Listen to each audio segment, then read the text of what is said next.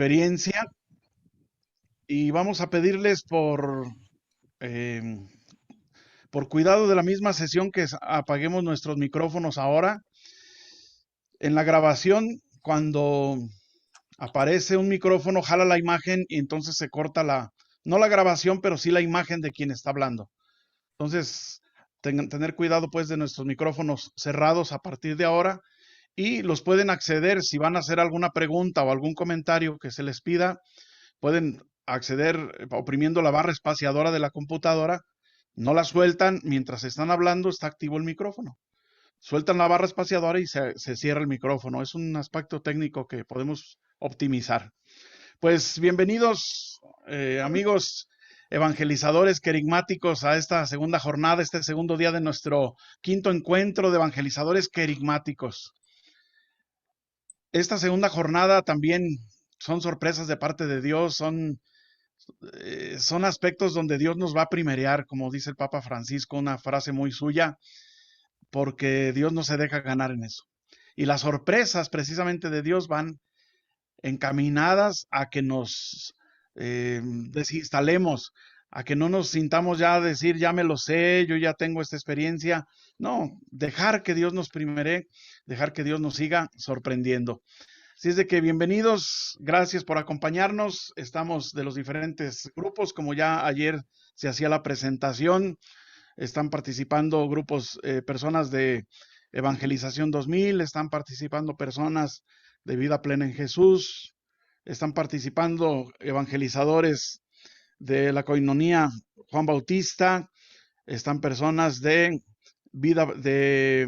Escuela San Andrés y de personas del Sistema Integral de la Nueva Evangelización.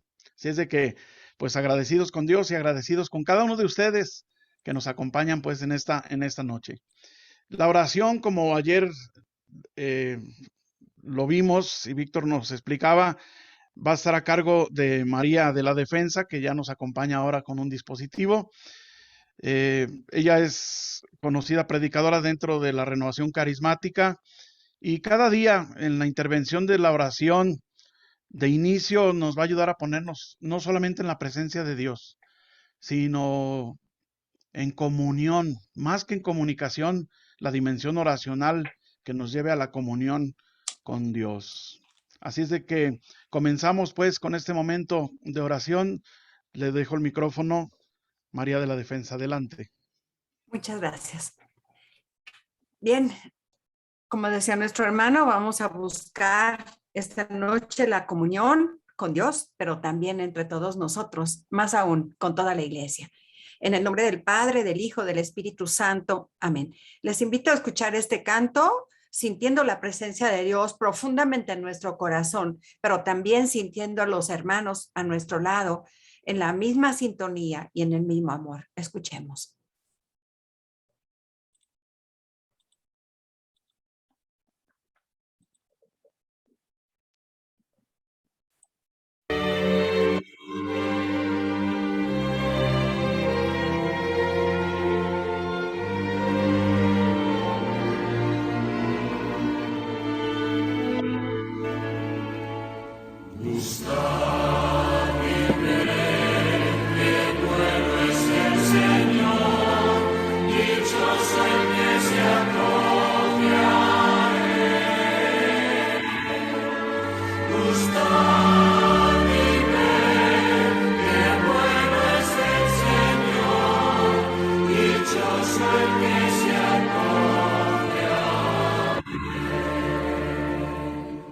La palabra del Señor es sincera y todas sus acciones son leales. Él ama la justicia y el derecho, y de su amor está llena la tierra. Gustad y ved, qué bueno es el Señor.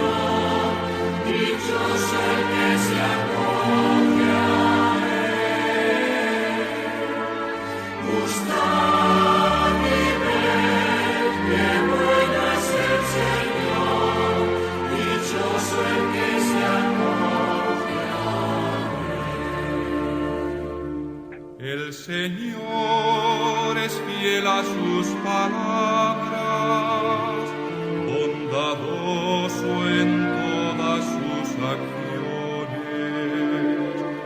Cerca está de aquellos que lo invocan y lo buscan de todo corazón.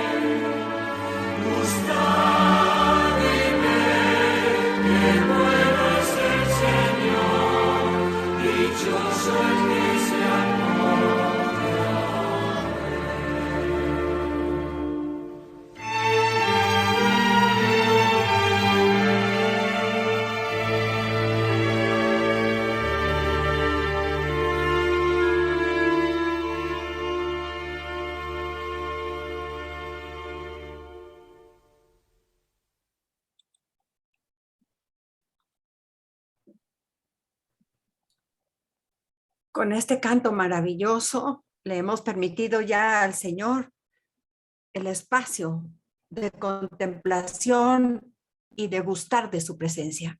Hoy es un día muy importante para este encuentro, sobre todo para quien amamos a nuestros sacerdotes, porque hoy vamos a tratar precisamente de esta periferia, los sacerdotes en crisis. Quizá sea una de las periferias más delicadas, que solamente gustando y viviendo, amando al Señor, podemos llegar a ellos.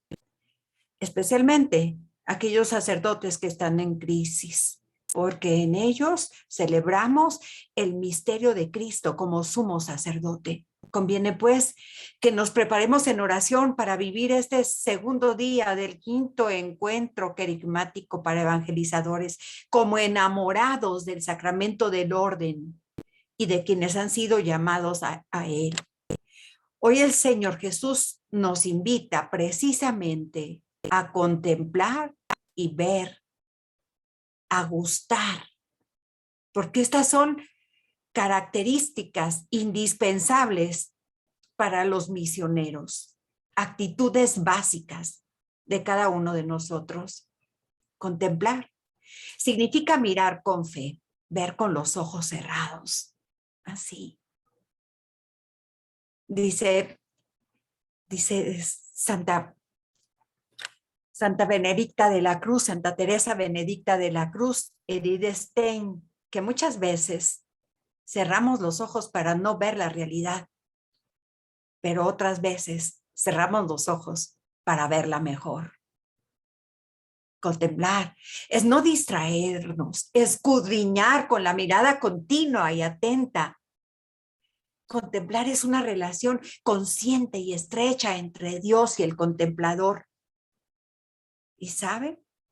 Para quienes tendrán o tendremos el encargo de asistir a los sacerdotes en crisis, esta contemplación resulta un elemento indispensable. Señor Espíritu Santo, hoy ven aquí. Enséñanos a contemplar. Enséñanos a tener la mirada cerrada para ver, como dice Santa Teresa Benedicta de la Cruz, para ver mejor la realidad, para gustar, experimentar el misterio de Dios con nosotros. Espíritu Santo, necesitamos gustar para que nuestras actitudes reveladas a través del corazón traspasado de Cristo, buen pastor, se conviertan en nosotros mismos, en sentimientos, en actitudes, para que nuestros sacerdotes en crisis puedan reencontrarse consigo mismo, puedan reencontrarse contigo. Ven, Espíritu Santo, ven aquí, ilumínanos, llénanos. Satúranos, bautízanos, sumérgenos en tu luz poderosa que todo lo llena de sabiduría y de amor. Mi fuerza está en el Santísimo Sacramento, dice uno de los más grandes misioneros del siglo XIX. Tengo puesta la mente y el corazón en las necesidades del alma del universo entero, implorando su conversión en la Santa Misa. La palabra de Dios ilumina esta intuición de San Daniel Comboni, invitándonos a dejarnos seducir por el Señor en la contemplación y en el gustar de Él. Vamos a escuchar un trozo de la palabra de Dios que nos invita precisamente esto, a gustar y ver. Pati nos va a hacer el favor de ayudarnos con la lectura. Efesios 3, 16, 19.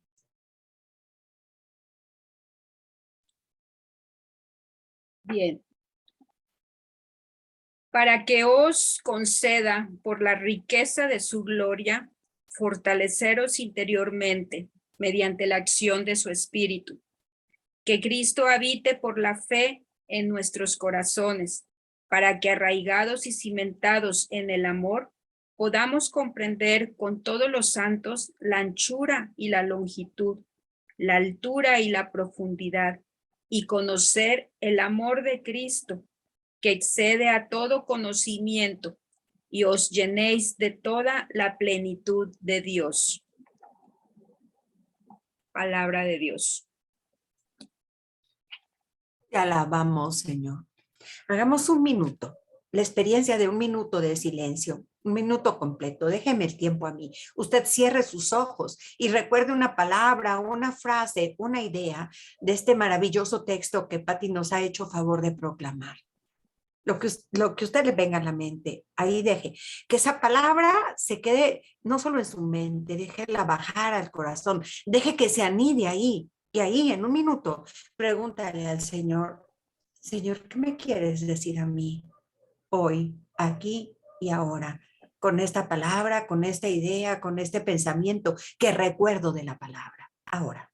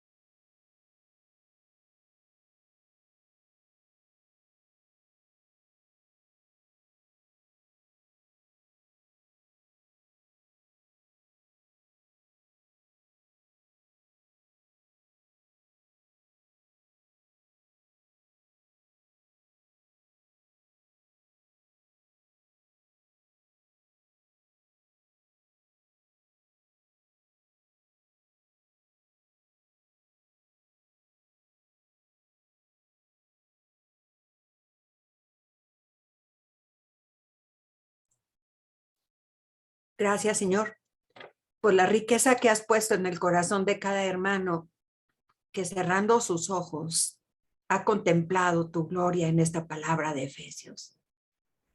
¿Saben? Quiero compartir con ustedes un texto que es un testimonio de un sacerdote misionero. Y él dice, Vancelea es una anciana misionera que ha pasado su vida en Colombia. La conocí cuando era una joven monja misionera. Sonreía siempre.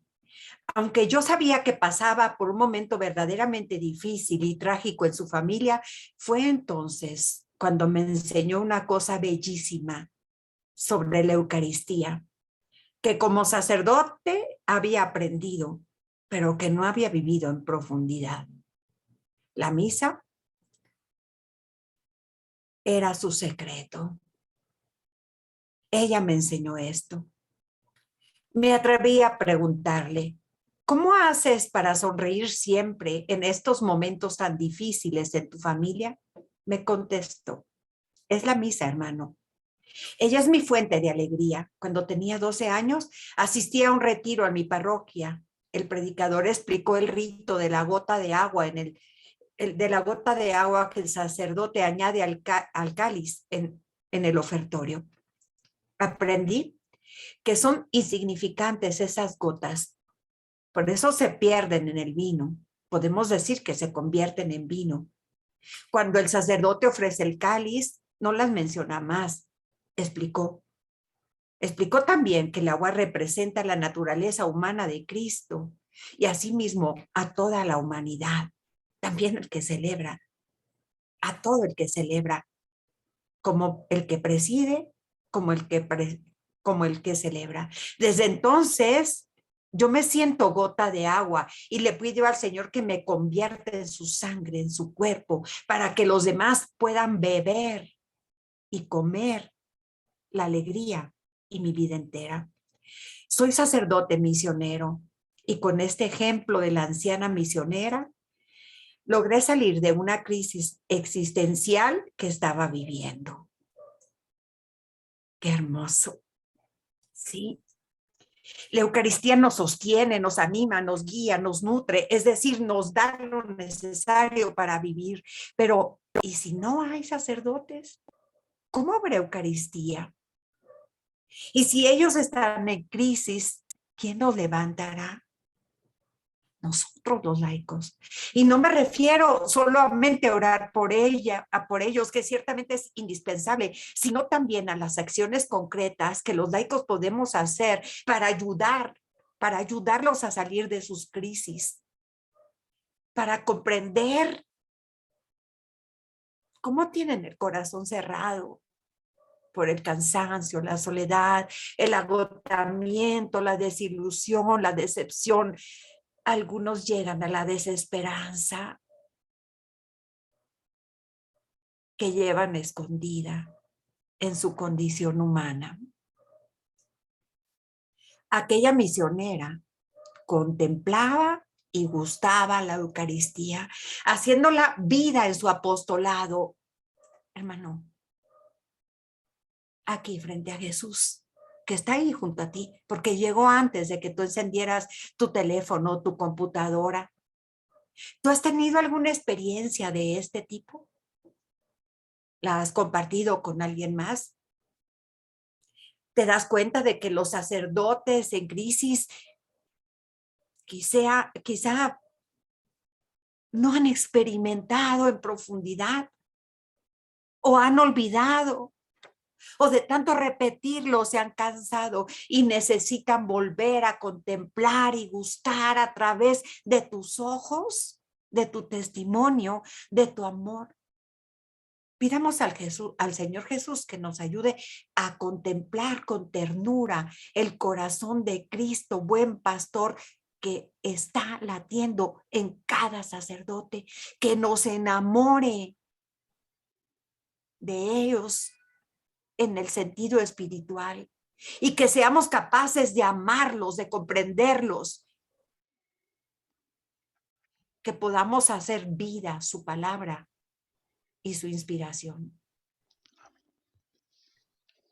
Hagamos una oración del Salmo 34, trayendo a nuestra mente algún sacerdote que lo conozcas y que notes signos de crisis en su ministerio. Ángel o Pati, ¿nos ayudan, por favor? Y todos los demás lo repetimos en nuestra casa con el micrófono apagado.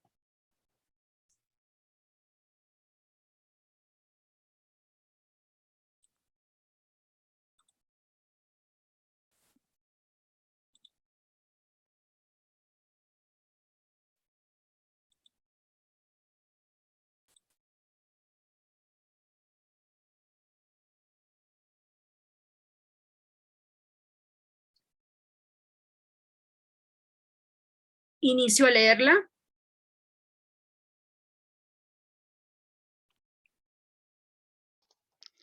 Sí, Pati, adelante. Bendeciré a Yahvé en todo tiempo, sin cesar en mi boca su alabanza. En Yahvé mi alma se gloría. Óiganlo los humildes y se alegren. Engrandeced conmigo a Yahvé. Ensalcemos su nombre todos juntos. He buscado a Yahvé y me ha respondido. Me ha librado de todos mis temores. Los que miran hacia él refulgirán. No habrá sonrojo en su semblante. Cuando el pobre grita, Yahvé oye y le salva de todas sus angustias. Acampa el ángel de Yahvé en torno a los que le temen y los libra. Gustad y ved qué bueno es Yahvé. Dichoso el hombre que se cobija en él. Temed a Yahvé vosotros, santos suyos, que a quienes le temen no les falta nada. Los ricos quedan pobres y hambrientos, mas los que buscan a Yahvé de ningún bien carecen. Venid, hijos, oídme, el temor de Yahvé voy a enseñaros. ¿Quién es el hombre que apetece la vida, deseoso de días para gozar de bienes? Guarda del mal tu lengua, tus labios de decir mentira. Apártate del mal y obra el bien. Busca la paz y anda tras ella. Palabra de Dios.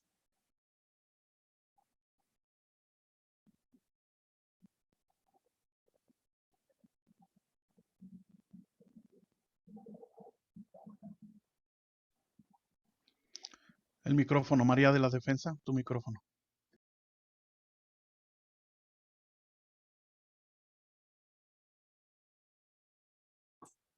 ¿Ya? ¿Ya se escucha, Ángel? Sí, adelante. Vamos a dejar que el Ministerio de Música nos ayude con un canto y con esto terminamos nuestra oración. Vamos a ponernos en sintonía con ellos.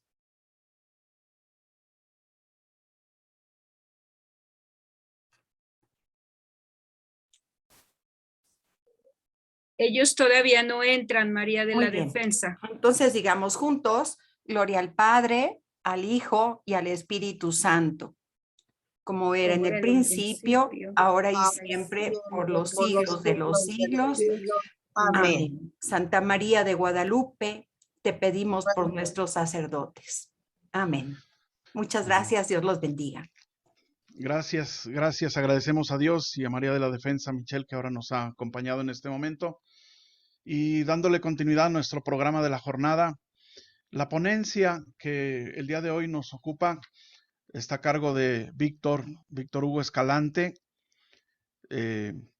pues el gran desconocido no creo, pero sí un gran amigo, una gran persona que en la vida ha sido pues motivación, empuje, tesonería para muchos de nosotros, contándome yo mismo entre ellos.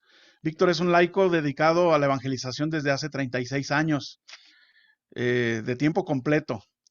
Y en todo este tiempo ha impartido retiros, cursos y programas en torno al querigma, sobre todo en la línea pues querigmática. Forma gentes, anima procesos de pastoral, como es el caso de este encuentro de evangelizadores querigmáticos.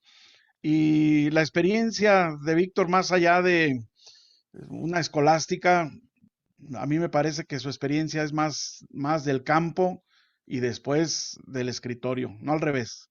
Y si algo hemos aprendido, por lo menos lo digo en mi experiencia, es a no esperar tener medios para evangelizar, sino evangelizar y buscar los medios para hacerlo. Así es de que, Víctor, un gusto que nos acompañes ahora como ponente. Te dejo la palabra para que Dios nos ayude también con su palabra, iluminando la realidad que hoy nos corresponde. Adelante, Víctor. Muchas gracias, Ángel. Un gusto saludarte y, hombre, ya casi te estoy abriendo la puerta de Evangelización 2000, ¿eh? Eres bienvenido. No, pues qué gusto estar con ustedes.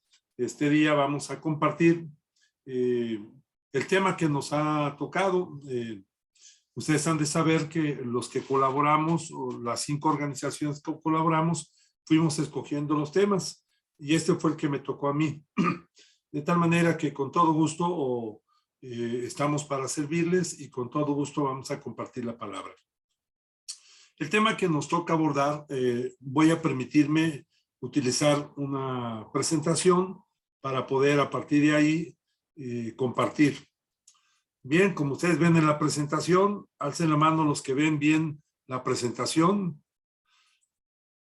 Los que ven en blanco son los que se han confesado. Los que no ven nada son los que están sin confesarse, ¿verdad? Bien, parto de lo siguiente. Inicialmente estamos en este quinto encuentro de evangelizadores querigmáticos. Estamos con este tema que es la comunión como signo evangelizador de la gran misión de la misericordia. Y pongo esta imagen porque representa diferentes aspectos de la comunión, ¿verdad? Muchos de nosotros la comunión la entendemos solamente al partir el pan. Por eso es que la he puesto ahí, porque tal vez ahí es en donde más está representada la comunión para con Jesús, ¿verdad? Pero también pongo unos jóvenes abrazados, porque también la comunión significa estar unidos como hermanos. Pongo también a un padre junto a un hijo o nieto, porque la comunión también ha de significar el vivir en nuestra familia esta unidad. Y también pongo a una pequeña como un signo de la comunión que se busca en la preparación eucarística. Pues a mí me toca el día de hoy, el 23 de noviembre, empezar esta reflexión. Voy a permitirme hablar de comunión. Para empezar, ¿verdad? Para empezar a hablar de comunión. Pero cuando hablamos de comunión, ¿a qué nos referimos, verdad? Bueno, inicialmente, hablar de comunión es entrar al misterio de Dios. Dios es comunión y cuando hablamos de comunión, entramos al misterio de Dios.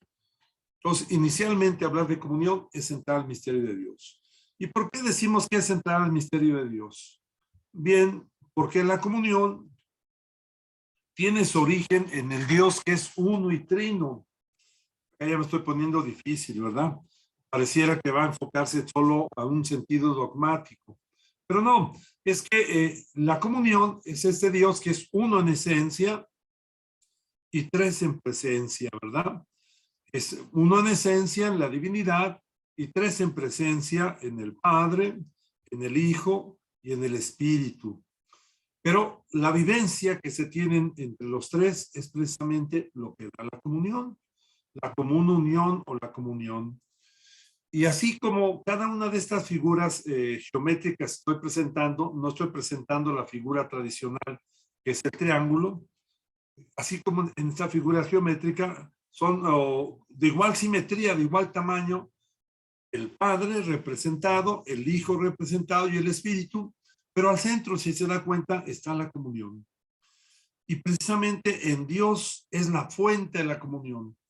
Si nosotros como personas queremos unirnos solamente, pues será una unión humana, pero una unión humana tendrá los límites propios del ser humano.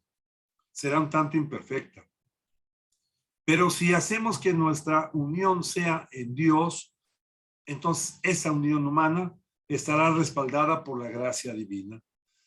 Y de tal manera que así como Dios es uno en esencia y tres en presencia, también nosotros, si queremos vivir la comunión, hemos de saber unirnos, hemos de saber encontrarnos, hemos de saber entre iguales relacionarnos. Fíjese que precisamente por eso la Trinidad, que es uno de los tratados más clásicos de la teología, habla de que el Padre, el Hijo y el Espíritu, ninguno es más ni ninguno es menos. Ninguno es antes ni ninguno es después. Los tres, desde siempre hasta siempre, han existido. Y precisamente en cada una de las personas, la unión es entre iguales. Y por eso la comunión a la cual nos llama este tema es hacer un signo evangelizador para la gran misión, pero un signo entre iguales, así como el Padre, el Hijo y el Espíritu en unión, en comunión plena, nos han dado la vida eterna. Si nosotros queremos llevar la buena nueva, hemos de aprender a vivir en comunión. Tal vez la expresión más reciente que estamos teniendo para la palabra comunión es sinodalidad. que significa caminar juntos. Pero esto es precisamente el vivir en esencia la unidad, aun cuando seamos diferentes grupos, aun cuando seamos diferentes personas. Por eso mismo, solo para cerrar ese aspecto, ojo importante, lo que se diga de Dios se ha de decir de la persona, de la familia y la sociedad. Así como en la Trinidad el Padre no es más que el Hijo no es más que el Espíritu, de igual forma en la persona, en la familia y en la sociedad también se ha de presentar esa comunión. En la persona debe haber unidad, en la familia debe haber unión, en la sociedad debe haber unión. Pero así como el Padre, el Hijo y el Espíritu Santo, ninguno es mayor que otro, de igual forma en nuestro interior debemos de unir el alma, el cuerpo, los sentimientos, ninguno es mayor que el otro. Antes vivíamos en una sociedad en la cual se caracterizaba por ser la sociedad de la jerarquía. Se pensaba que lo más importante era el alma, después seguía la razón, después seguía el sentimiento y hasta el último el cuerpo. Ahora la iglesia nos enseña que no, que debemos de vivir en armonía, nuestros valores internos de alma, razón, sentimiento y cuerpo. Y cuando una persona está en comunión con sus diferentes elementos, vive en armonía. De igual forma en la familia, antes pensábamos que el papá es el que manda, la mamá es la que obedece y los hijos son los que aprenden. Ahora nos damos cuenta que no, que debemos de vivir en armonía, papá, mamá, hijos, y que no es más el papá ni menos la mamá, ni solo educando a los hijos. En una familia se debe considerar la opinión de todos. Y dígase lo mismo en una sociedad. En una sociedad, el gobierno no es más que el pueblo. La iglesia no es más que el pueblo. El pueblo, el gobierno y la iglesia hemos de trabajar en comunión. Sé que de repente me estoy metiendo en asuntos un poquito más amplios, pero quise partir de ahí. Si nosotros en esta gran misión hemos de ser un signo de comunión para la gran misión, tenemos que entender lo que es la comunión. Es entrar al misterio de Dios, fuente de la comunión. Es vivir como el Dios unitrino. Es vivir la presencia del Padre, porque por eso debemos de entrar en comunión, porque todos somos hijos. ¿Por qué vivimos la comunión? Porque Jesús derramó su sangre por nosotros. ¿Por qué vivimos la comunión? Porque el Espíritu nos da la unidad. Paso adelante. Esta reflexión pienso desarrollarla a través de una figura pedagógica, una mano. ¿Por qué? Porque en esta mano simboliza 5 dedos, pero los 5 dedos no son cada uno aislado, sino se van uniendo y hacen la unidad. La comunión la voy a tratar de explicar con 5 aspectos. Voy a procurar que sea un tanto más pedagógico, más didáctico en el fondo de contenido. Sin embargo, va a llevar mucho contenido. Así como la mano tiene un dedo, voy a invitarles a memorizar una frase. Si ustedes se llevan una frase memorizada como producto de este tema, creo que vamos a poder salir adelante.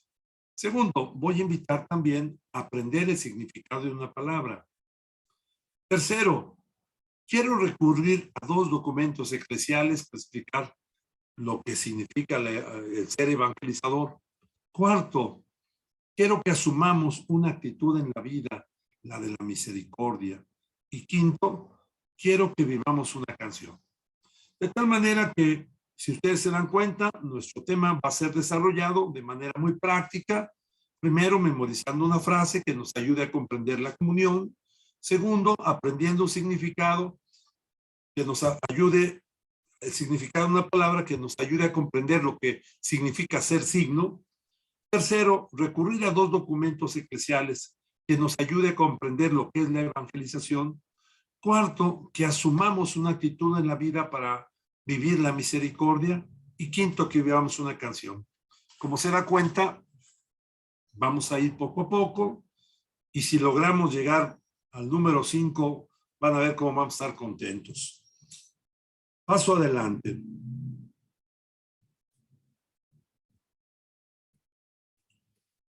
La frase a memorizar.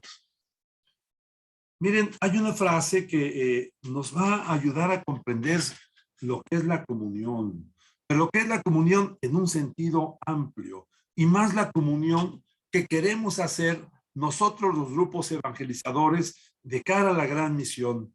Y así como dice nuestro Señor Jesucristo, en la medida que estén unidos, en la medida que sean uno, el mundo creerá.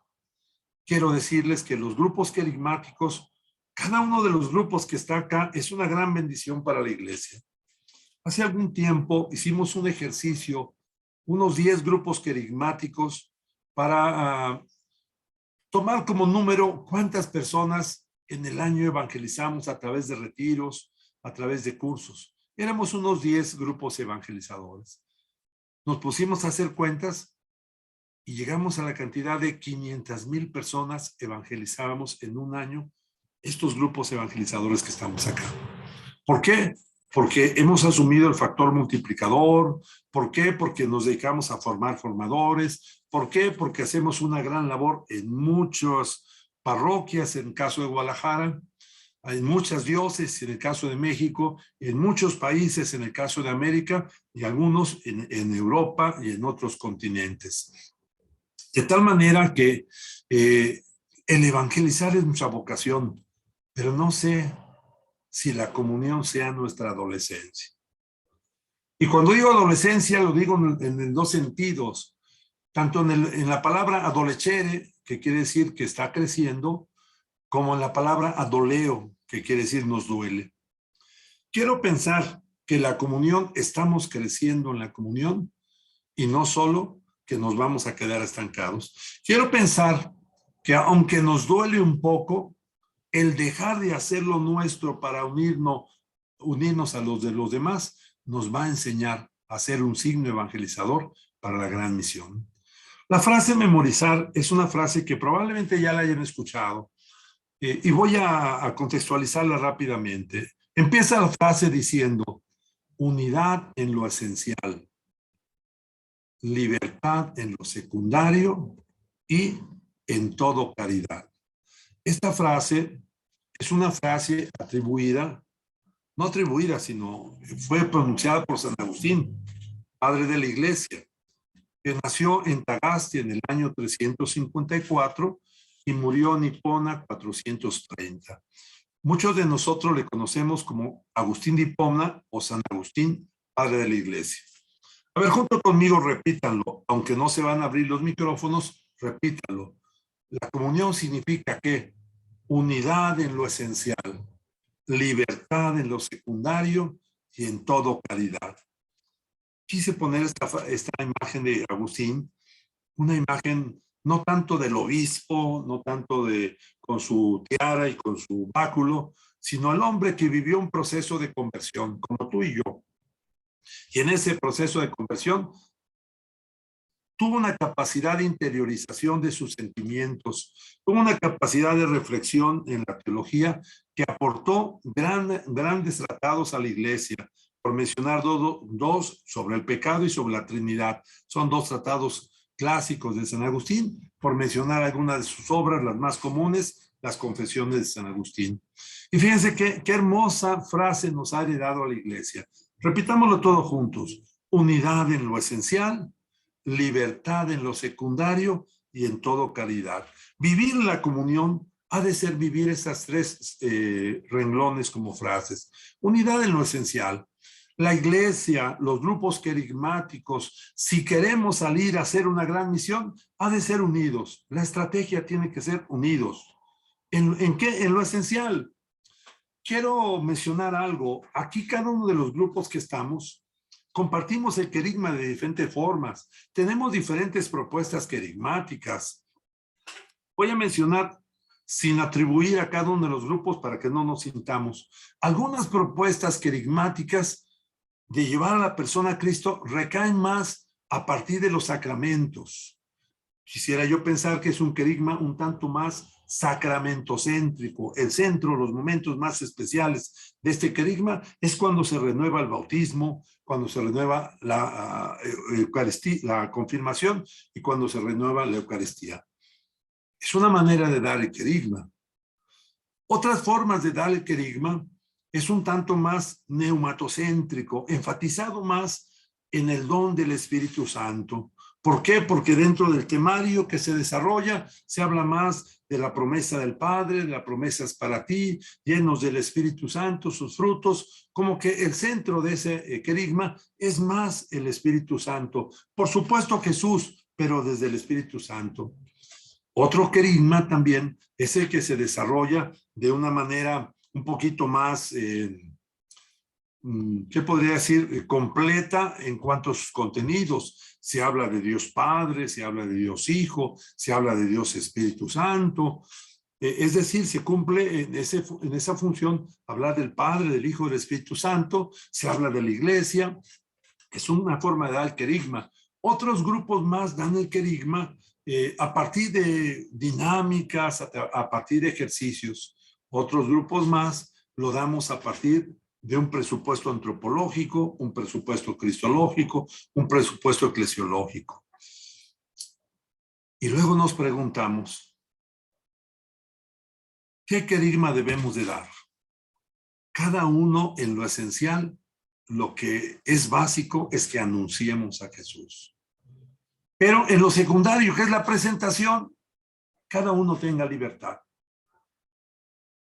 La diócesis de Guadalajara, porque colaboro en el equipo base de la Vicaría de Pastoral, y no solo la diócesis de Guadalajara, sino también las diferentes diócesis en las cuales colaboro, siempre vemos que hay diferentes propuestas querigmáticas. Lo que importa es que anunciemos a Jesús. Eso es lo esencial. Y en eso debemos estar unidos. La Iglesia Tapatía espera la unidad de los grupos querigmáticos para anunciar a Jesús. ¿Pero unidad en qué? En lo esencial. Libertad en lo secundario. Cada quien lo puede dar de acuerdo a su propuesta. Con toda libertad.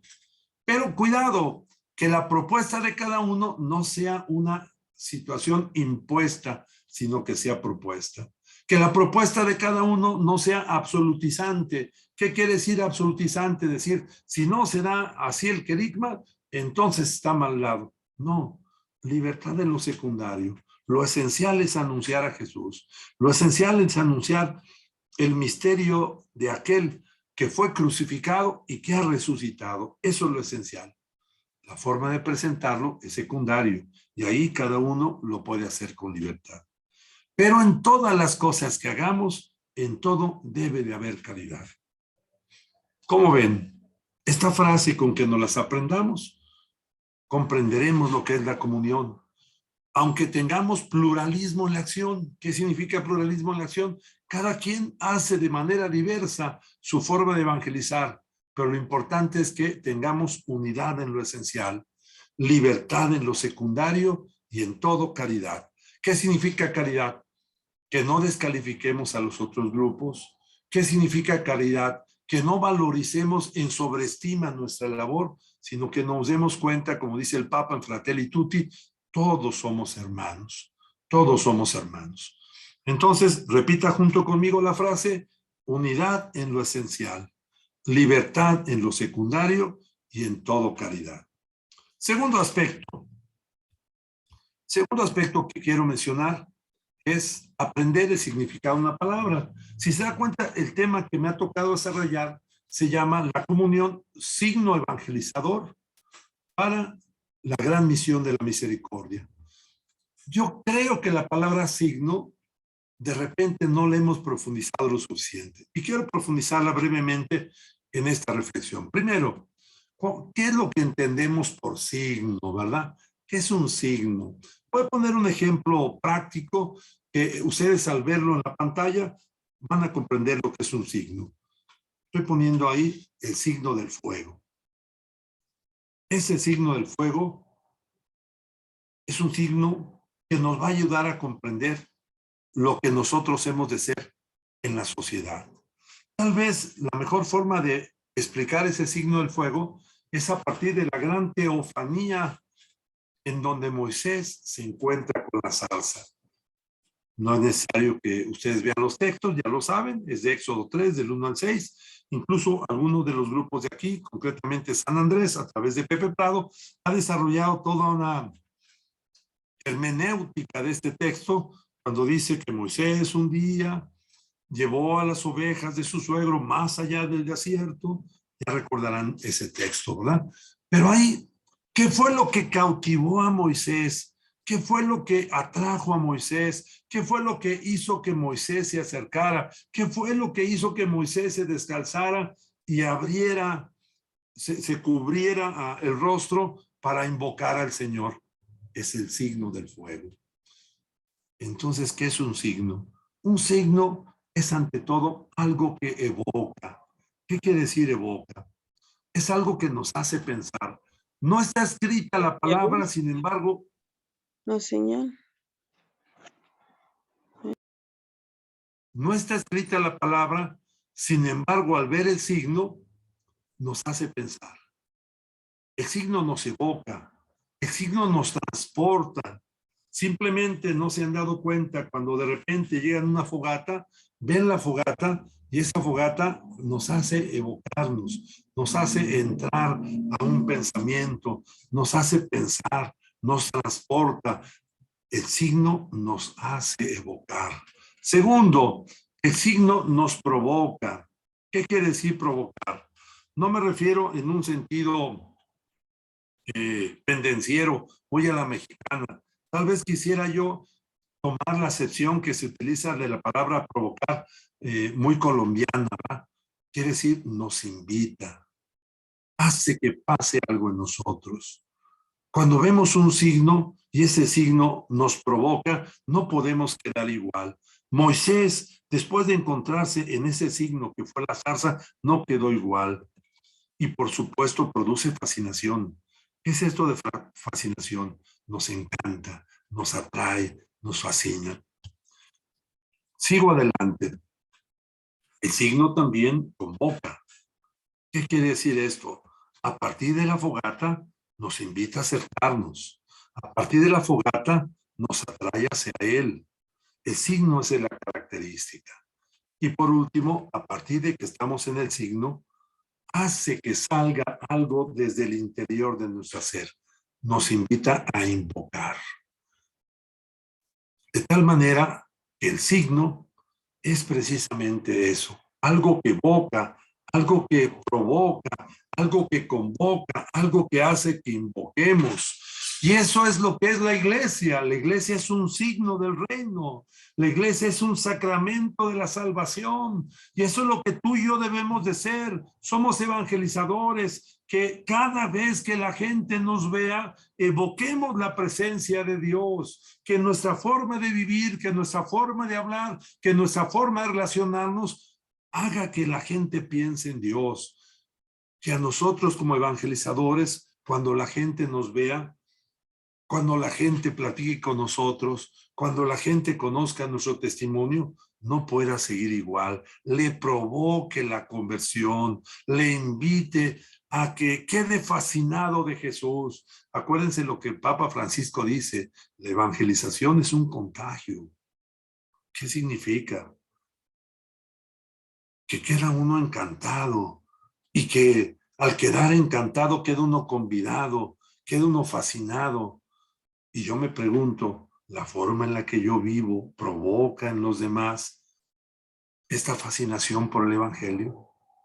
El signo convoca y nosotros los evangelizadores hemos de anunciar a Jesús, y al anunciar a Jesús hemos de convocar a la gente no en torno a nosotros mismos, no en torno a que tengamos seguidores, ya tengo Facebook con tantos likes, o ya tengo Instagram con tantos likes, qué sé yo, no. Hemos de convocar a la presencia de Jesús en su iglesia. Nuestra forma de vivir en nuestra evangelización está acercando a la gente a Cristo o la está acercando a nuestro grupo, la está acercando a nuestro organismo o la está acercando a Cristo. Estamos atrayendo a Jesús, estamos atrayendo a la iglesia como fruto de nuestra acción evangelizadora. Por último, en nuestra acción evangelizadora, la gente, a partir de que la buena nueva que anunciamos le provoca invocar a Dios, le provoca que salga desde lo más interior de su ser, desde lo más profundo de su ser, al igual que le pasó a Tomás, Señor mío y Dios mío. Estamos llamados a ser signo evangelizador entre nuestra gente, pero para ser signo evangelizador debemos de ver si nuestra vida, al igual que la de Agustín, evoca la presencia de Jesús. Si nuestra vida, al igual que tantos evangelizadores, como es el caso del Papa Francisco, provoca, convoca e invoca. La comunión ha de ser un signo de la evangelización. Sigo adelante. Espero que se hayan aprendido la palabrita, ¿verdad? Recuérdenme. Yo he trabajado los últimos 10 años también con los catequistas, y con los catequistas utilizamos mucho el recurso de repetir las cosas, ¿verdad? Yo sé que de antemano alguno de ustedes está apuntando, ¿verdad? Y qué bueno. Pero recuérdeme, el signo, ¿qué hace en la persona? Lo evoca, provoca, convoca e invoca. Nuevamente, ¿qué hace el signo en la persona? Evoca, provoca, convoca, invoca.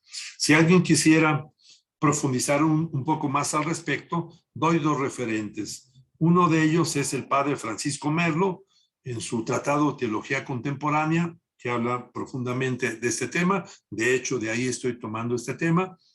Y otros tratados de catequesis. Pero bueno, fundamentalmente es eso. Segundo paso, me voy con el tercero. Quiero recurrir a 2 documentos eclesiales. Para entender la evangelización, no la podemos entender si es que no partimos de un primer documento. Ese primer documento es Evangelii Nuntiandi.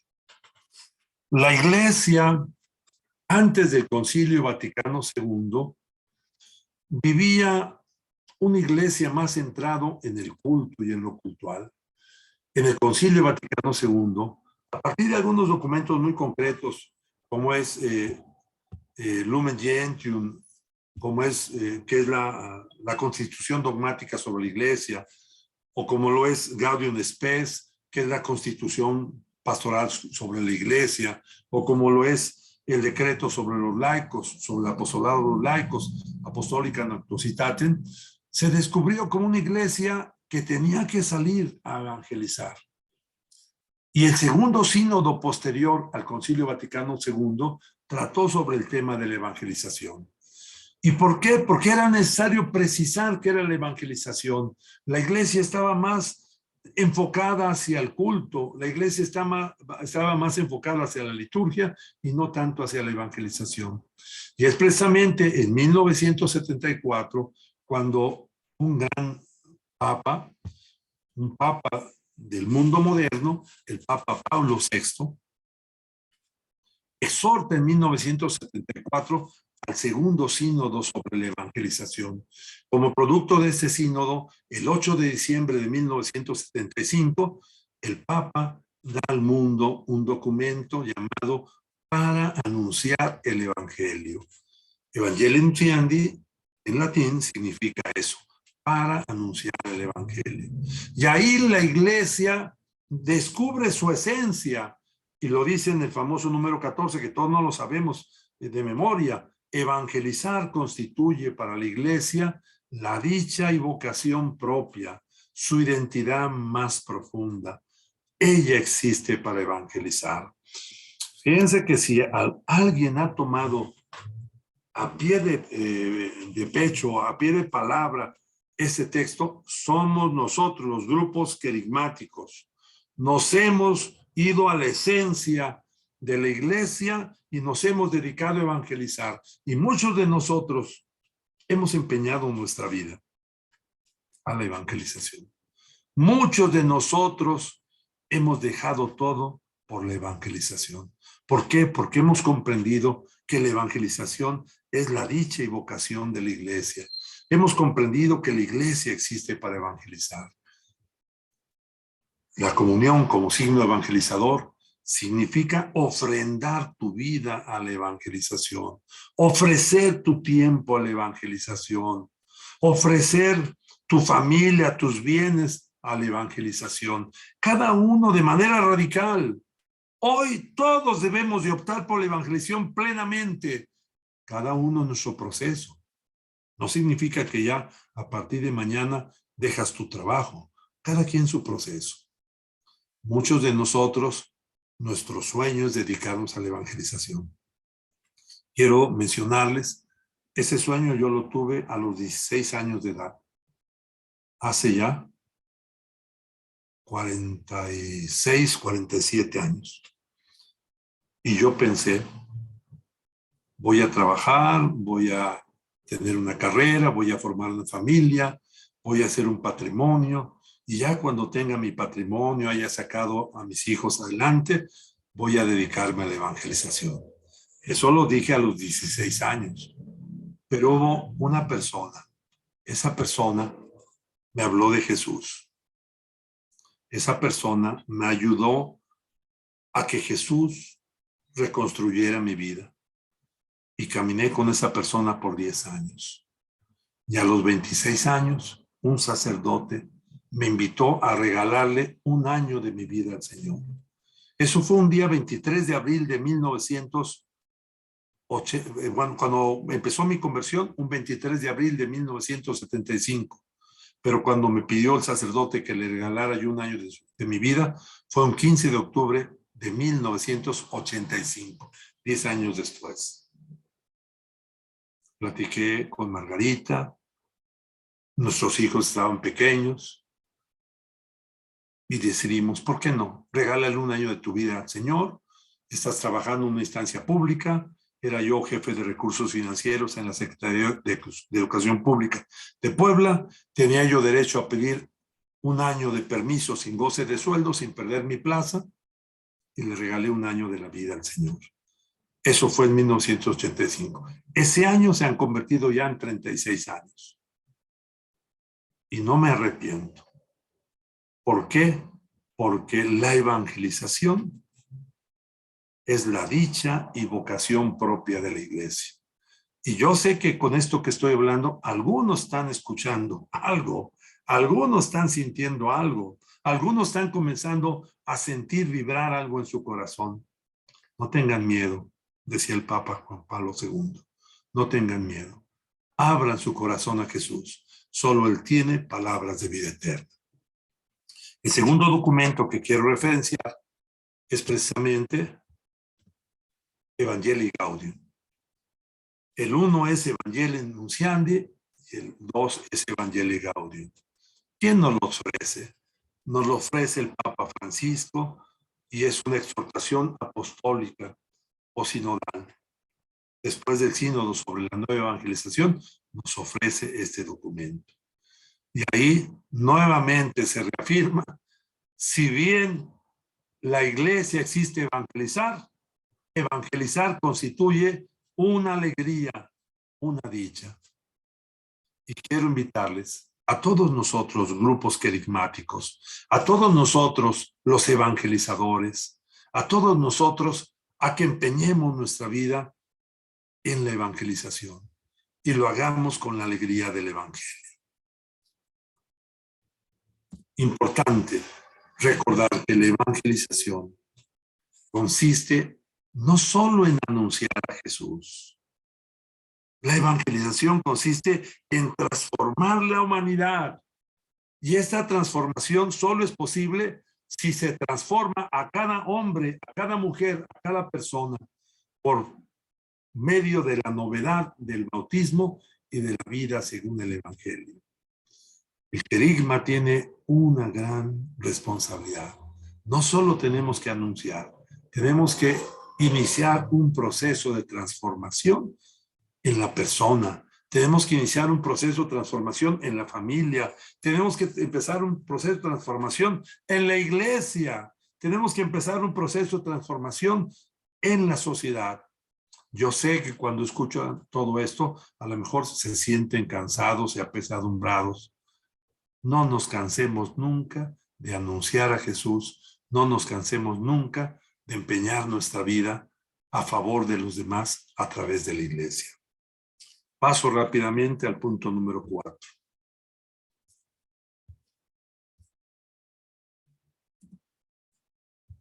En ese punto número 4, quiero invitarles a asumir una actitud.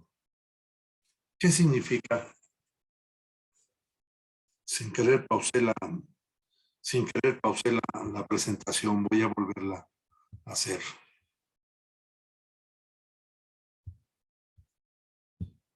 No desde el principio, solo desde el punto número 4, ¿verdad? Porque ya alguien dijo otra vez, pues si ya íbamos en el 4. No, la pausé sin querer, ¿verdad?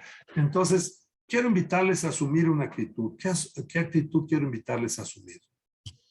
Bien.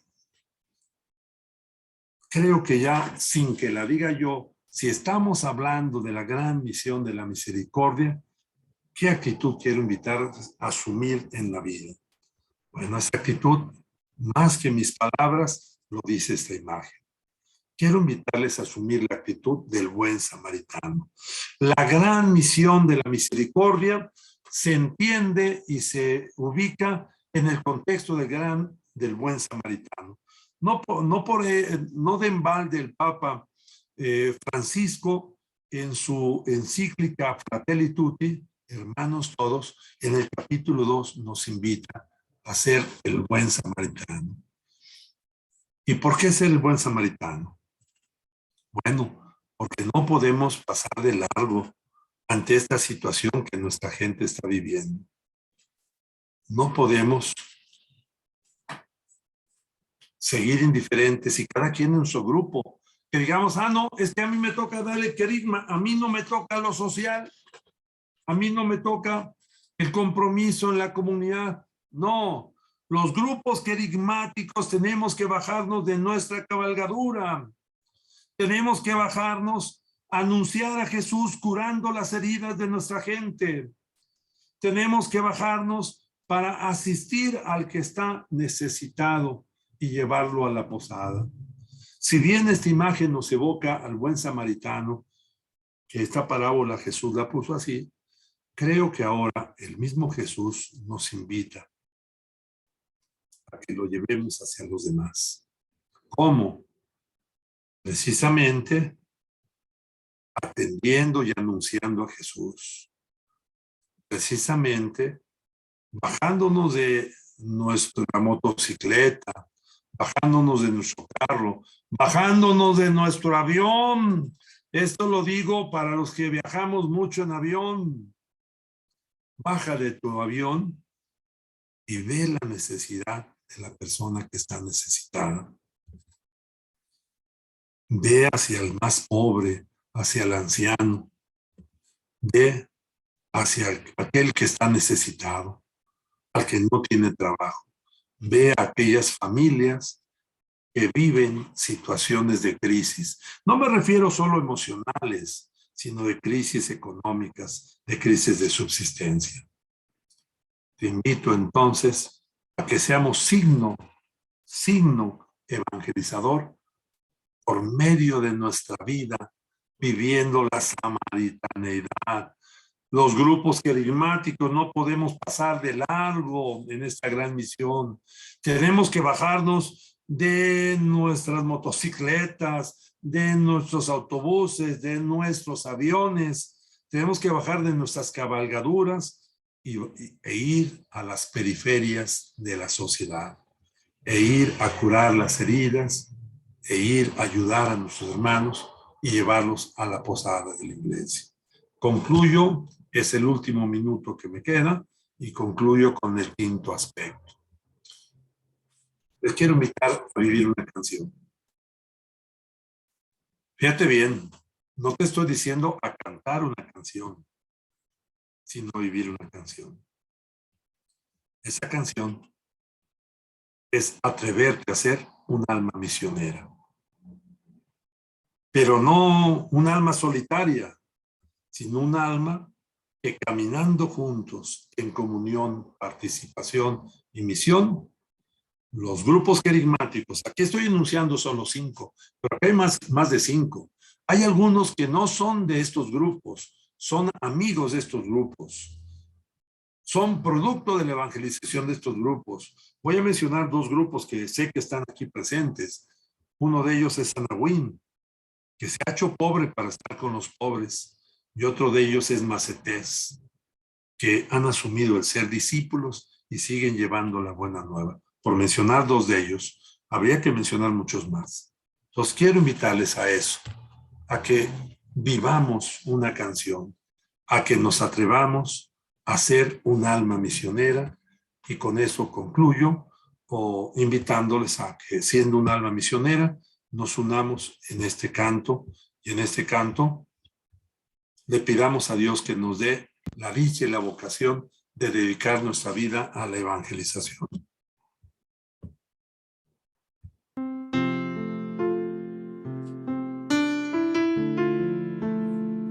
Ahí desde donde estás, no abras tu boca solamente, abre tu corazón para empezar esta canción. Señor, toma mi vida nueva antes de que la espera desgaste años en mí. Estoy dispuesta a lo que quieras, no importa lo que sea, tú llámame a servir.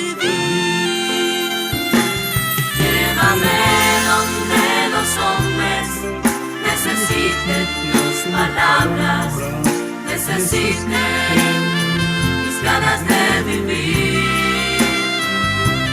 Donde falte la esperanza, donde falte la alegría, simplemente por no saber de ti. Te doy mi corazón sincero para gritar sin miedo tu grandeza, Señor.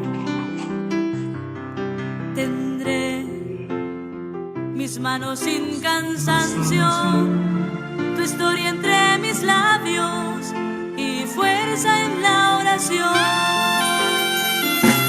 Llévame donde los hombres necesiten tus palabras, necesiten mis ganas de vivir. Donde falte la esperanza, donde falte la alegría, simplemente por no saber de ti.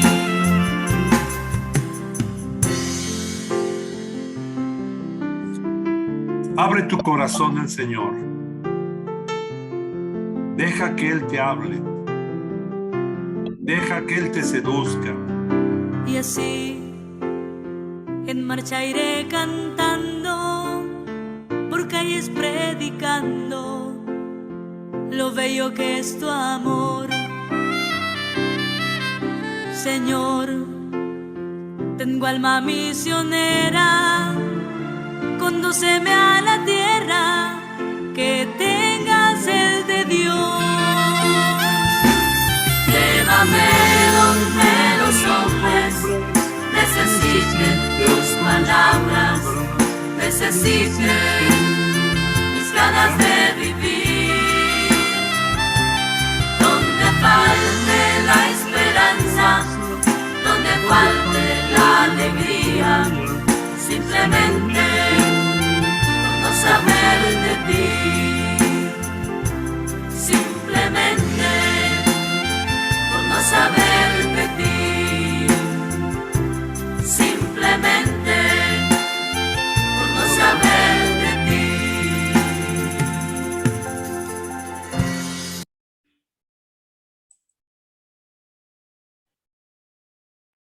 De esta manera hemos concluido.